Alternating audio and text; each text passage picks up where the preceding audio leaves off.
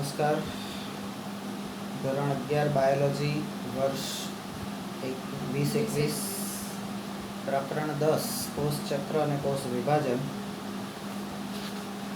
આપણે આ પ્રકરણની અંદર 5 મુદ્દાનો અભ્યાસ કર્યો. એક છે કોષ ચક્ર, ત્યાર પછી કોષ ચક્રના તબક્કાઓ, એમાં આંતરાવસ્થા અને એમ તબક્કો. આંતરાવસ્થાના 3 ફેઝ, 3 તબક્કાઓ છે, G1, S અને G2. એવી રીતે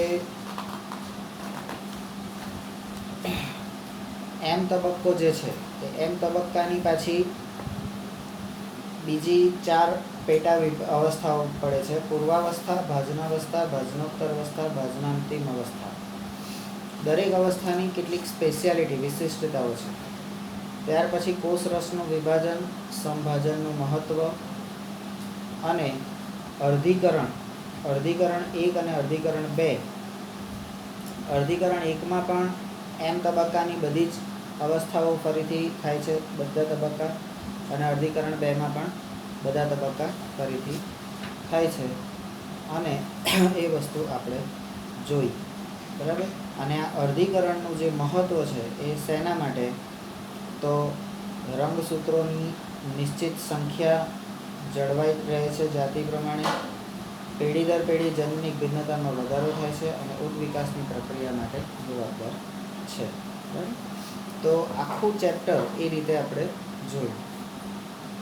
હવે આપણે આખા ચેપ્ટરમાં જે ભણ્યા એ સારાંશ. કોષવાદ મુજબ પૂર્વ અસ્તિત્વ ધરાવતા અને કોષમાંથી નવા કોષનું સર્જન થાય છે. એટલે કોઈ પણ કોષ કે કોઈ પણ સજીવ એવો નથી કે જે પહેલાં અસ્તિત્વ ના ધરાવતો હોય. પહેલાં એનું અસ્તિત્વ હોય તો જ એમાંથી બીજું સજીવનું નિર્માણ થાય, બરાબર. એટલે ઈંડું ક્યાંથી આવ્યું? પહેલે મરઘી કે પહેલાં ઈંડું, બરાબર. તો પ્રકૃતિએ જે રચના કરી હોય, પહેલાં કોષ, બરાબર, તો પહેલાં ઈંડું જ હોય, બરાબર. તો પૂર્વ અસ્તિત્વ ધરાવતા કોષમાંથી નવા કોષનું સર્જન થાય છે. આવું કોષવાદ કહે છે. કોષવાદ કયા ચેપ્ટરમાં આપણે ભણી ગયા? 8મા ચેપ્ટરમાં. તો એ ફરીથી જ નજર મારી જવાની કોષવાદની જે હાઇલાઇટેડ લાઈનો છે એને, બરાબર. આ પ્રક્રિયાને, એટલે એક કોષમાંથી નવા કોષનું અસ્તિત્વ, આ પ્રક્રિયાને કોષ વિભાજન કહેવામાં આવે છે. લિંગી પ્રજનન કરતા કોઈ પણ સજીવના જીવનની શરૂઆત, જે લોકો લિંગી પ્રજનન કરે છે એવા કોઈ પણ સજીવની શરૂઆત એક કોષીય યુગ્મનજ જ્યારે આવે, યુગ્મ એટલે જોડ, કોષીય યુગ્મનજ એનાથી થાય છે. નંબર 4, કોષ વિભાજન એ સજીવોના પુખ્ત થયા પછી પણ અટકતું નથી. એટલે પુખ્ત થઈ જઈએ તો પણ પછી કોષ વિભાજન અટકતું નથી. નંબર 5, પરંતુ એ જીવનભર ચાલ્યા કરે છે. જીવનભર ચાલ્યા કરે છે. નંબર 6, એ અવસ્થાઓ જેના અંતર્ગત કોષ એક વિભાજનથી બીજા વિભાજન તરફ પસાર થાય છે તેને કોષ ચક્ર કહેવામાં આવે છે. એટલે કોષ ચક્રની સરળ વ્યાખ્યા અંદર નથી આપી, પણ અહીંયા તમને આપી કે એ અવસ્થા કે જેમાં અંતર્ગત કોષ એક વિભાજનથી બીજા વિભાજન તરફ પસાર થાય છે, એટલે એક વિભાજનથી બીજું વિભાજન, તો એને કોષ ચક્ર કહેવામાં આવે છે. કોષ ચક્રમાં 2 અવસ્થાઓ હોય છે. આંતરાવસ્થા. આંતરાવસ્થામાં શું થાય છે? તો કે કોષ વિભાજનની તૈયારી માટેની અવસ્થા છે, પૂર્વ તૈયારી.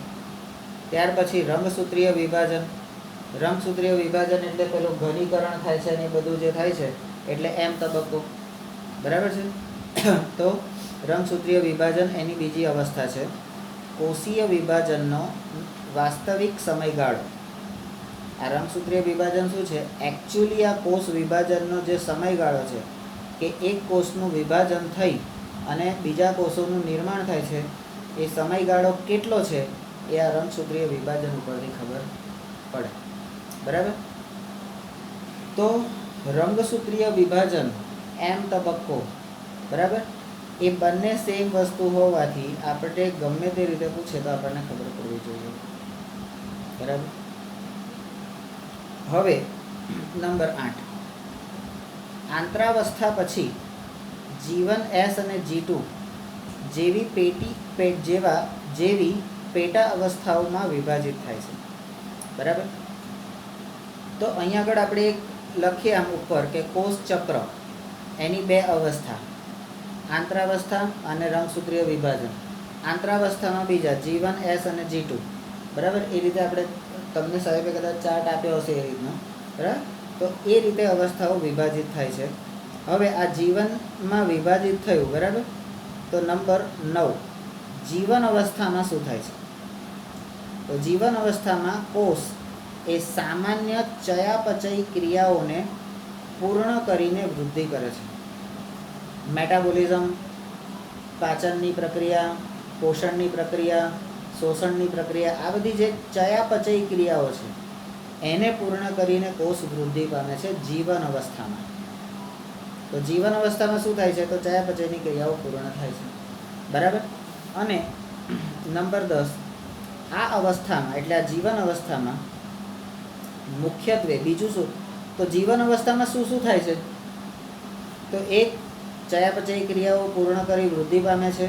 બીજું, મુખ્યત્વે અંગિકાઓનું દ્વિગુણન થાય છે. આ જીવન અવસ્થામાં બીજો વસ્તુ થયું, અંગિકાઓનું દ્વિગુણન થાય છે, બરાબર. ત્યાર પછી 11, તો એસ અવસ્થા. એસ અવસ્થા આવી, બરાબર. તો એસ અવસ્થામાં શું થાય? તો કે ડીએનએનું સ્વયંજનન અને રંગસૂત્રનું દ્વિગુણન. અહીંયા મુખ્ય અંગિકાઓ એટલે ગોલ્ગી, લાઇસોસોમ્સ, રિબોસોમ્સ, એ બધી અંગિકાઓ, એનું દ્વિગુણન થાય છે. એસ અવસ્થામાં ડીએનએનું સ્વયંજનન થઈને રંગસૂત્રોનું દ્વિગુણન થાય છે. ત્યાર પછી G2 અવસ્થા નંબર 12. G2 અવસ્થામાં કોષરસની વૃદ્ધિ થાય છે, કારણ કે આપણા એમ તબક્કો પૂરો થયો, અંત્યાવસ્થા પછી કોષરસનું વિભાજન થયું, બરાબર. તો આ તમારી G2 અવસ્થા થઈ, બરાબર. તો G2 અવસ્થામાં કોષરસની વૃદ્ધિ થાય છે. નંબર 13, હવે સમભાજનને, આપણી સમભાજનની જે પ્રક્રિયા છે એને 4 અવસ્થાઓમાં વિભાજિત કરવામાં આવે છે. એ સમભાજનની 4 અવસ્થાઓ એટલે કઈ? તો કે પૂર્વાવસ્થા, ભાજનાવસ્થા, ભાજનોત્તર અવસ્થા, અંત્યાવસ્થા. તમે આ એક લીટીને પકડીને તમે ચાર્ટ બનાવતા જાઓ. પહેલા કોષચક્ર, 2 અવસ્થાઓ, આંતરાવસ્થા અને રંગસૂત્રીય વિભાજન. આંતરાવસ્થામાં G1 S અને G2. જીવનમાં તો ચયાપચયની ક્રિયા અને અંગિકાઓનું દ્વિગુણન. એસમાં ડીએનએનું સ્વયંજનન અને રંગસૂત્રોનું દ્વિગુણન. G2 અવસ્થામાં કોષરસીય વૃદ્ધિ, બરાબર. ત્યાર પછી સમભાજનને 4 અવસ્થાઓમાં વિભાજિત કરવામાં આવે છે. એટલે એના પછીનો મુદ્દો કોષચક્ર પછી કોષ વિભાજન. કોષચક્રનું આટલું થઈ ગયું, એના પછી આવ્યું કોષ વિભાજન, અને કોષ વિભાજનને આપણે સમભાજન પણ કહીએ છીએ, બરાબર. તો એની 4 અવસ્થા, પૂર્વાવસ્થા, ભાજનોત્તર અવસ્થા અને અંત્યાવસ્થા. તો અહીંયા લખી દો કોષ વિભાજન અથવા સમભાજન, એના 4 ભાગ પાડ દો, બરાબર. પૂર્વાવસ્થા, ભાજનાવસ્થા, ભાજનોત્તર અવસ્થા, અંત્યાવસ્થા, બરાબર. જ્યારે અર્ધીકરણ ચલાવતો હતો ત્યારે મેં આ બધી અવસ્થાઓની વિશેષતાઓ, એટલે એ અવસ્થા દરમિયાન મુખ્ય શું બને છે, શું પ્રક્રિયા થાય છે, એ આપણે જોયું હતું. તો એ વખતે મેં કીધું હતું કે આ વસ્તુ જ આપણે યાદ રાખવાની છે. ચલો, હવે આપણી પૂર્વાવસ્થા. પૂર્વાવસ્થામાં શું થાય છે? તો રંગસૂત્રોનું સંકોચન થવા લાગે છે. તમે ભાગ પાડીને લખતા જાવ એટલે તમને ખબર પડી જાય. રંગસૂત્રોનું સંકોચન થવા લાગે છે. પછી શું થાય છે? તો કે સાથે સાથે તારા કેન્દ્ર વિરુદ્ધ ધ્રુવો તરફ ગતિ કરે છે. પેલા 2 તારા કેન્દ્રોનું દ્વિગુણન થઈને તારા તારાકાય બને છે ને પછી, તો તારા કેન્દ્રો વિરુદ્ધ ધ્રુવ તરફ ગતિ કરે છે. ત્રીજું શું બને છે તો કે કોષ કેન્દ્રિકા તેમજ કોષ કેન્દ્ર પટલ અદૃશ્ય થઈ જાય છે. કોષ કેન્દ્રિકા કેન્દ્ર જ્યાં હોય છે એ ભાગ અને પટલ એટલે આવરણ એ અદૃશ્ય થઈ જાય છે. ચોથું શું થાય છે, પૂર્વાવસ્થામાં જે થાય છે એ ચારે ચાર વસ્તુ ત્રાક તંતુઓનું નિર્માણ શરૂ થઈ જાય છે.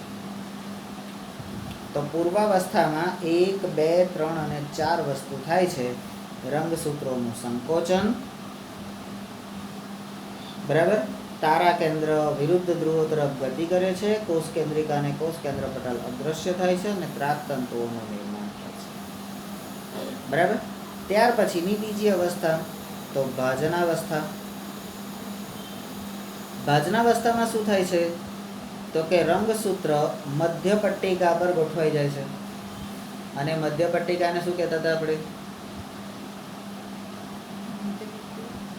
મધ્ય પટ્ટિકા જ્યારે કરીને આ ભાજનાવસ્થામાં મધ્ય પટ્ટિકા આવી હતી ને, ભાજન તલ.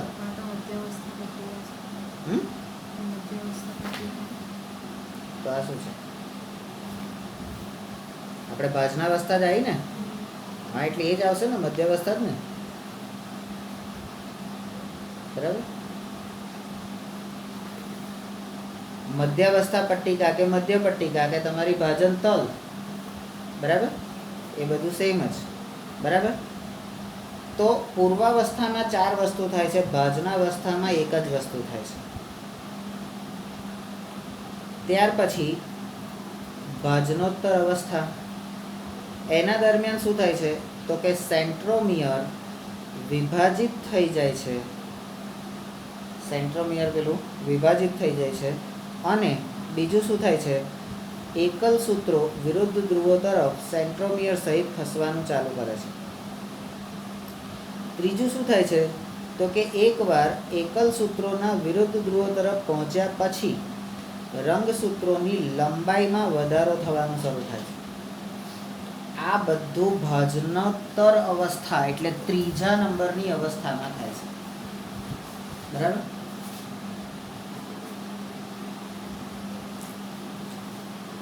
ત્યાર પછી હજી ચોથું થાય છે તો કે જે અવસ્થામાં હવે છેલ્લી અવસ્થા આવી એટલે તમારી ડી અવસ્થા, ભાજનોત્તર થઈ ગઈ, હવે અંત્ય અવસ્થા આવશે એટલે આને કેપિટલ ડી કહીએ.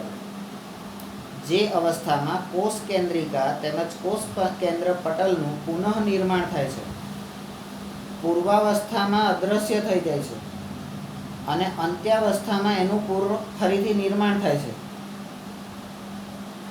કોષ કેન્દ્રિકા અને કોષ કેન્દ્ર પટલનું પુનઃનિર્માણ થાય છે, એને અંત્યાવસ્થા કહેવામાં આવે છે. એટલે પૂર્વાવસ્થામાં અદૃશ્ય થઈ અહીં આગળ અંત્યાવસ્થામાં ફરી નિર્માણ થઈ જાય છે, બરાબર. ખ્યાલ આવી ગયો? એટલે એ ચક્કર ચાલુ ને ચાલુ રહે છે. ખબર પડી? તો હવે અંત્યાવસ્થામાં બીજું શું થાય છે તો હવે આ ડી પછી એક 5મો મુદ્દો છે કોષ રસના વિભાજનનો. તો કોષ કેન્દ્ર જે નિર્માણ થયું એનું વિભાજન પૂર્ણ થયા બાદ કોષ રસ વિભાજનની શરૂઆત થાય છે. અને જે કોષ રસ વિભાજન થાય છે એને કોષ રસ વિભાજન કહે છે. એમાં હું કોષ રસનું વિભાજન થયું હોય તેને કોષ રસનું વિભાજન કહેવાય ને, થોડું મારું તારું વિભાજન કહેવાય. આપણું વિભાજન શક્ય છે કેવી રીતે? કોઈ આપણા ટુકડા ના કરી શકે?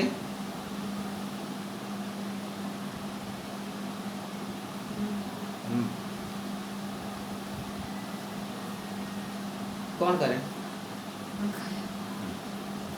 તો અહીંયા જે આપણી સમભાજનના 4 તબક્કા, પૂર્વાવસ્થા, ભાજનાવસ્થા, ભાજનોત્તર અવસ્થા, અંત્યાવસ્થા અને 5મું કોષ રસ વિભાજન.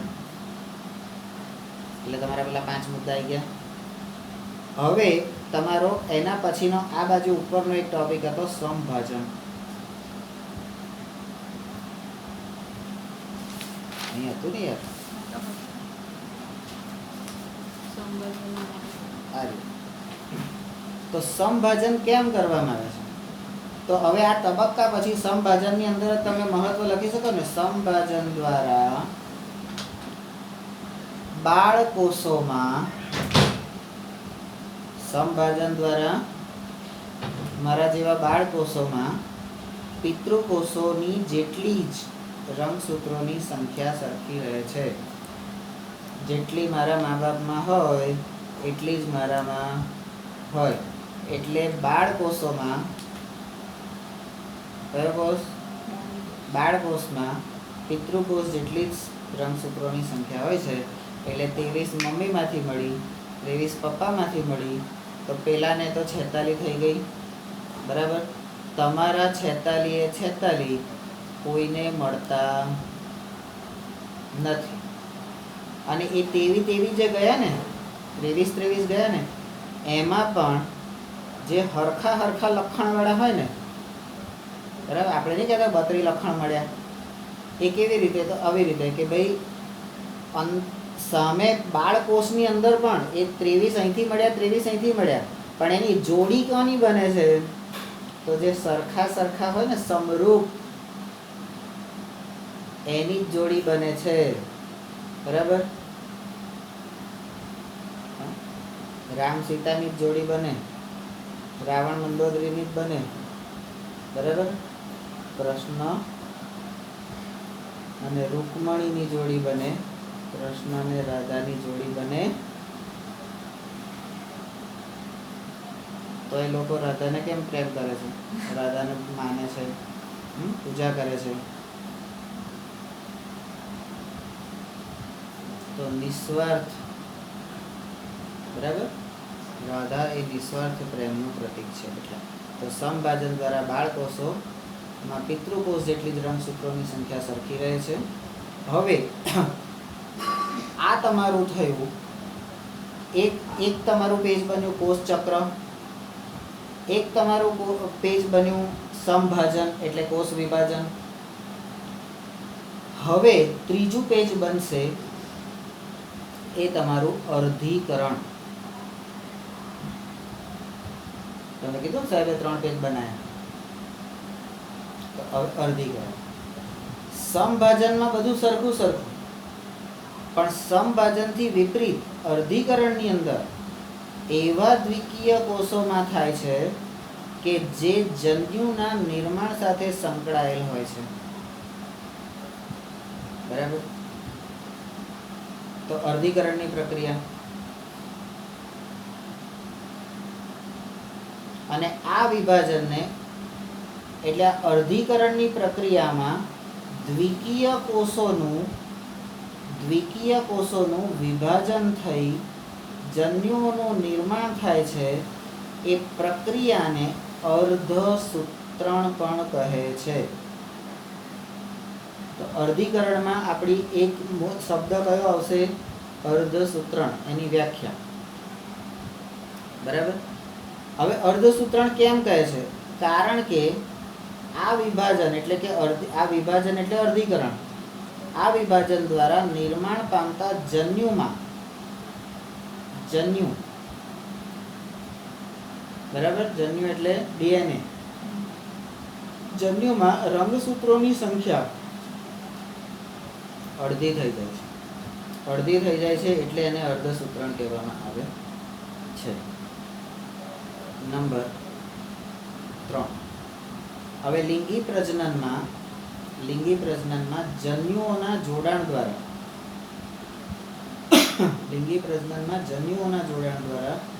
રંગસૂત્રોની સંખ્યા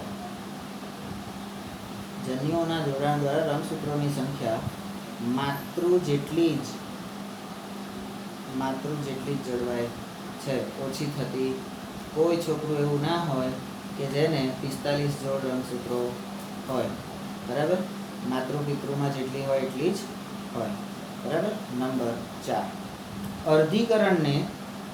અર્ધીકરણને 2 અવસ્થાઓમાં વિભાજિત કરવામાં આવેલ છે. તો આપણું ત્રીજું પેજ અર્ધીકરણ, એમાં અર્ધસૂત્રણ બરાબર. અર્ધસૂત્રણ કેમ છે, એમાં શું થાય છે, લિંગી પ્રજનનમાં એનું ઉદાહરણ, અને અર્ધીકરણની બે અવસ્થાઓ એટલે પાછા બે ભાગ અર્ધીકરણના, અર્ધીકરણ 1, અર્ધીકરણ 2. બરાબર. ત્યાર પછીનો મુદ્દો નંબર 5. હવે પ્રથમ અર્ધીકરણમાં, પહેલા અર્ધીકરણમાં શું થાય છે, બરાબર. તો આ બાજુ અર્ધીકરણ 1માં લખવાનું સમજાત રંગસૂત્રો, સમજાત હરખા હરખા, હે વાણ્યા વાણ્યા, બામણ બામણ, પટેલ પટેલ, ચવાણું ચવાણું. પણ ક્યારેક વિજાત હોય, જાત વગરના હોય ને, આ ચવાણું સોડા ને બધું જાત વગરનું જ કહેવાય ને. તો સમજાત રંગસૂત્રો જોડી બનાવીને દ્વિયુગ્મી બને છે અને વ્યતિકરણમાંથી પસાર થાય છે. અર્ધીકરણ 1માં બે વસ્તુ થાય છે, સરખા સરખા જોડી બનાવીને જોડ બનાવી યુગ્મીકરણ થાય છે અને વ્યતિકરણ થાય છે. આ વ્યતિકરણ એટલે શું એ આપણે અહીંયા આગળ જોઈ ગયા છે. ક્યાં ગયું વ્યતિકરણ? અરે વ્યતિકરણ એટલે બે સમજાત રંગસૂત્રો વચ્ચે જનીન દ્રવ્યની અદલા બદલી. અને આ વ્યતિકરણની આખી પ્રક્રિયા ઉત્સેચક દ્વારા થાય છે, ને એ ઉત્સેચકનું નામ છે રિકોમ્બિનેસ. બરાબર. તો જોડ બને છે અને વ્યતિકરણ થાય છે. ત્યાર પછી એટલે આ ફેઝમાં જ પ્રથમ અર્ધીકરણની અંદર જ, બરાબર, નંબર 6, અર્ધીકરણ 1ની પૂર્વાવસ્થા, એટલે હજી આપણે આ બાજુની સાઈડ જ છે. અર્ધીકરણ 1ની પૂર્વાવસ્થા લાંબી હોય છે. નંબર 7, તે 5 પેટા અવસ્થાઓમાં વિભાજિત કરવામાં આવે છે. આ પૂર્વાવસ્થાને 5 પેટા વિભાગમાં એટલે અર્ધીકરણ 1 હવે એનું મહત્વ થઈ ગયું. એમાં શું થાય છે, એને બીજી 5માં વિભાજિત કરવામાં આવે છે. લેપ્ટોટીન, ઝાયગોટીન, ટેકિટીન, ડિપ્લોટીન, ડાયકાઇનેસિસ. બરાબર. હવે આ તો થઈ પૂર્વાવસ્થાની વાત, આ થઈ તમારી અર્ધીકરણની પૂર્વાવસ્થાની વાત. હવે અર્ધીકરણની ભાજનાવસ્થા, અર્ધીકરણ 1ની ભાજનાવસ્થા, એ વખતે શું થાય છે, તો એ દરમિયાન રંગસૂત્રના જોડકા, જે પેલા યુગ્મી બન્યા હતા ને એ જોડકા, હા પેલું સમૂહમાં કહે ને જોડા જોડા પોતપોતાની જગ્યાએ વહી જાઓ, તો આ જોડકા એ મધ્યાવસ્થા પટ્ટિકા પર ગોઠવાઈ જાય છે. ચાલો બધા સવારી બેસી જાઓ, છે ને. હા, હવે ગોઠવાઈ ગયા પછી શું, તો કે ગોઠવાઈ ગયા પછી ત્યારબાદ ત્રીજી અવસ્થા, અર્ધીકરણ 1ની ત્રીજી અવસ્થા ભાજનોત્તર અવસ્થા. કેવી? હા, એમાં શું થયું, તો કે સમજાત રંગસૂત્રો પહેલા જોડી બનાવી, હે ક્યાં ક્યાંથી હોધી હોધી, બરાબર, લખાણ મેળવીને પછી જોડી બની. તો કે હવે હમ અમે ગોઠવાઈ જાઓ મધ્યપટ્ટી પર ચોરીમાં. સમજાત રંગસૂત્રો પોતાના બંને એકલ સૂત્રો સાથે પોતાના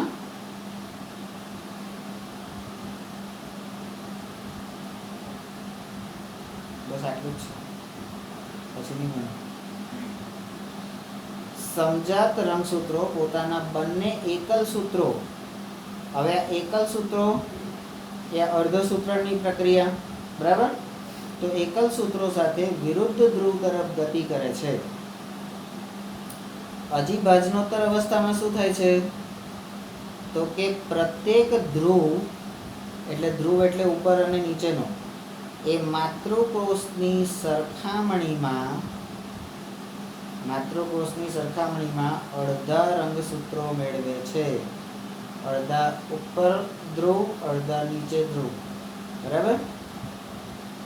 ત્યાર પછી અર્ધીકરણની છેલ્લી અંત્યાવસ્થા, અર્ધીકરણની છેલ્લી અંત્યાવસ્થામાં શું થાય છે, તો આ દરમિયાન તો પહેલામાં પણ અંત્યાવસ્થામાં શું થતું હતું, તો કે કોષ કેન્દ્રિકા અને કોષ કેન્દ્રપટલ પુનઃ દ્રશ્યમાન થાય છે, પેલામાં પુનઃ નિર્માણ થાય છે. તો નિર્માણ થયું હોય એ જ દેખાય ને. પહેલામાં કીધું અદ્રશ્ય થઈ ગયા તો ગાયબ, ચોલી ગાચી, બરાબર. હવે છેલ્લી અવસ્થામાં કે છે ફરીથી પાછા દેખાય છે, નિર્માણ પામે છે. તો જે નિર્માણ પામ્યું હોય, જે જન્મ્યું હોય એ જ દેખાય, બરાબર. તો આ અર્ધીકરણ 1 થઈ ગઈ. હવે આ બાજુ અર્ધીકરણ 2, અર્ધીકરણ 2, બરાબર. અર્ધીકરણ 2 એ સમભાજન જેવું હોય છે, પણ સમભાજન નથી હોતું, સમભાજન જેવું હોય છે. એમાં ભાજનોત્તર અવસ્થા 2, એમાં પૂર્વાવસ્થા આપણે જોયું. અર્ધીકરણ 2 માં પૂર્વાવસ્થા અહીંયા આપણે જોયું, એમાં શું શું થાય છે અહીંયા આગળ આપણે જોઈ લીધું છે, બરાબર. એમાં ભાજનાવસ્થા પણ આપણે અહીંયા જોઈ, એમાં પણ શું થાય છે, બરાબર. અને એની ત્રીજી અવસ્થા આપણે મહત્વની છે. એ દરમિયાન આ જે એકલ સૂત્રો હતા ને, આ એકલ સૂત્રો, આ અહીંયા પણ ભાજનાવસ્થામાં એકલ સૂત્રો વિરુદ્ધ ધ્રુવ તરફ જાય છે, એકલ સૂત્રોની વાત છે. એ અર્ધીકરણ 2 માં આ એકલ સૂત્રો પરસ્પર અલગ થઈ જાય છે. પહેલા કહે છે ધ્રુવો તરફ ગતિ કરે છે, હે, અહીંથી વિરુદ્ધ દિશામાં જાય છે, સામે ઘેર જતા રહે છે, અને પછી આપણાથી અલગ થઈ જાય છે. અને અલગ થયા પછી શું થાય છે? સ્વતંત્ર થઈ જાય છે. અને સ્વતંત્ર થયા પછી આ પ્રકારે અર્ધીકરણના અંતે 4 એકકીય કોષોનું સર્જન થાય છે. દ્વિકીય કોષ હતો, દ્વિકીય કોષનું વિભાજન થયું, બરાબર. તો દ્વિકીયનું વિભાજન થયું એટલે 2 તો થઈ ગયા, 2 દ્વિકીય કોષ થયા. એ 2 દ્વિકીય કોષનું વિભાજન થઈને એક એટલે 4 એકકીય કોષનું નિર્માણ થાય છે, બરાબર. આપણે તો 2 ની વાત હતી, આ લોકોએ તો કીધું કે 4 તો રાખવા. ડિપેન્ડ્સ હવે તમારી. તો આ જે વસ્તુ છે, તમને આપણી સિસ્ટમ અથવા સાહેબની સિસ્ટમ, કોઈ બી સિસ્ટમ, આને તમે ફકરામાંથી જ્યાં સુધી ચાર્ટ સ્વરૂપે નહીં લો, અથવા તો આપણી સિસ્ટમથી નહીં લો, ત્યાં સુધી આપણને આમાં કંઈ સમજણ પડે નહીં. અત્યારે મેં કીધું એ પ્રમાણે કે આખું ચેપ્ટરને, આખું જે ચેપ્ટર છે એમાં જે 2 તબક્કા છે, બરાબર.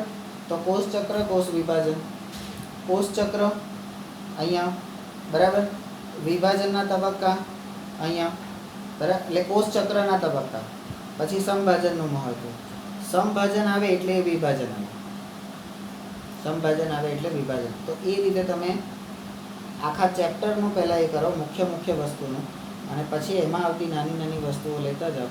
તો આખા ફૂલસ્કેપ ઉપર તમે આખા પાઠનો પણ ચાર્ટ બનાવી શકો. ખ્યાલ આવ્યો? કેટલી થઈ? 28. તો આ સાથે તમારું 10મું પ્રકરણ અહીંયા પૂરું થાય છે. નમસ્તે.